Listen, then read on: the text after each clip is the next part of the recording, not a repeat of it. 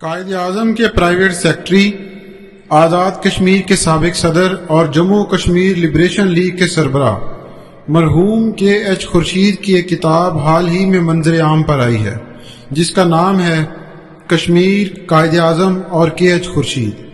آئیے اس کتاب سے چند اقتباسات دیکھیں جن سے قائد کی شخصیت کے بعض پہلوؤں پر روشنی پڑتی ہے۔ جناب کے ایچ خورشید کہتے ہیں کہ میں نے قائد اعظم کے پرائیویٹ سیکرٹری کی حیثیت سے ذمہ داریاں سنبھالی تو پوری دنیا جنگ عظیم کی وجہ سے ایک انقلاب انگیز دور سے گزر رہی تھی۔ برِ صغیر میں تحریک آزادی زوروں پر تھی اور تحریک پاکستان بھی، جو تحریک آزادی ہند کا حصہ تھی، اور قائد اعظم کی قیادت میں مسلم لیگ ڈرائنگ روم اور اندرون خانہ سیاست سے نکل کر عوام تک پہنچ گئی تھی۔ جناب خورشید کہتے ہیں، قائد اعظم کی کشمیر آمد سے چند ہفتے قبل پنجاب میں ملک خضر حیات خان ٹیوانہ کی مسلم لیگ کی رکنیت ختم کر دی گئی تھی۔ میں نے اور میرے کچھ کشمیری رفقا نے مسلم اسٹوڈنٹس یونین کی بنیاد رکھی تھی، جو برِ صغیر میں انگریزی سامراج کے خلاف اور قیام پاکستان کی حمایت میں سرگرم عمل تھی۔ میں بنیادی طور پر ایک صحافی ہوں، اس لیے ان دنوں بھی صحافی کے طور پر ہی کام کر رہا تھا۔ چنانچہ ایک صحافی اور اسٹوڈنٹس یونین کے عہدیدار کی حیثیت سے میری قائد اعظم سے اکثر ملاقات ہوتی تھی۔ کشمیر میں قائد اعظم کا یہ طویل قیام تھا۔ ڈاکٹروں نے خرابی صحت کی بنا پر انہیں آرام کرنے اور تبدیلی آب و ہوا کا مشورہ دیا تھا، چنانچہ وہ 2.5 ماہ کشمیر میں رہے۔ مجھے اچھی طرح یاد ہے کہ غالباً 25 جون 1944 کو حیدرآباد میں نواب بہادر یار جنگ کا انتقال ہوا۔ ان کے انتقال کی خبر دوسرے روز آل انڈیا ریڈیو نے اپنے ہندوستانی بلیٹن میں دی۔ میں یہ خبر لے کر قائد اعظم کا تعزیتی پیغام لینے کے لیے ان کے پاس گیا۔ جناب کے ایچ خورشید کہتے ہیں، ان دنوں قائد اعظم کے معمولات عام زندگی کی مصروفیات سے ہٹ کر تھے۔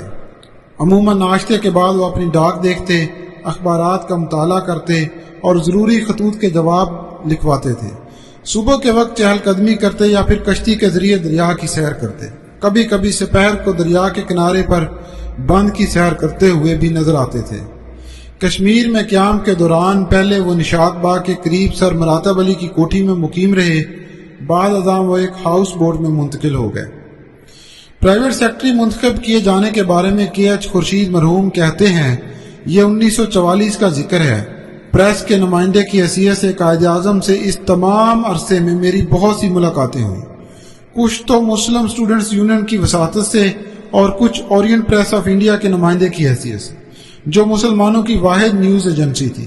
سری نگر میں اس کے نمائندے اسماعیل ساگر تھے، جو بہت پرجوش کارکن تھے اور پیشے کے اعتبار سے دکاندار، مگر مسئلہ یہ تھا کہ انہیں انگریزی نہیں آتی تھی۔ اورینٹ پریس آف انڈیا والے معاوضہ نہیں دیتے تھے، اس لیے انگریزی تعلیم یافتہ لوگ اس کام میں دلچسپی بھی نہ رکھتے تھے۔ اسماعیل ساگر نے مجھ سے کہا کہ قائد اعظم بیانات انگریزی میں دیتے ہیں، اس لیے جب تک وہ سری نگر میں ہیں تم اورینٹ پریس آف انڈیا کی نمائندگی کرو۔ میں نے حامی بھر لی اور پریس کے نمائندے کی حیثیت سے قائد اعظم کو وقتاً فوقتاً ملتا رہا۔ ان دنوں قائد اعظم کے پاس جو سیکرٹری تھا، اس کا نام مسٹر لوبو تھا۔ وہ بمبئی کا عیسائی تھا، جسے کشمیری تو ایک طرف رہی، اردو تک نہ آتی تھی۔ وہ محض ملازم تھا، قومی خدمت اس کے پیش نظر نہ تھی، اس لیے وہ جاں فشانی سے کام بھی نہ کر سکتا تھا، جس جاں فشانی سے ہم رضاکار کرتے تھے۔ قائد اعظم کو بعض خطوط اردو میں لکھوانا ہوتے تو مجھے بلوا لیتے۔ بعد ازاں حکم ہوا کہ روزانہ آ جایا کرو، میں روزانہ جانے لگا۔ اس دورے میں مادر ملت محترمہ فاطمہ جناب بھی ان کے ہمراہ تھیں۔ 1 جولائی 1944 کے لگ بھگ ایک روز فرمانے لگے کہ خورشید تم میرے پاس آ جاؤ اور میرے ساتھ کام کرو۔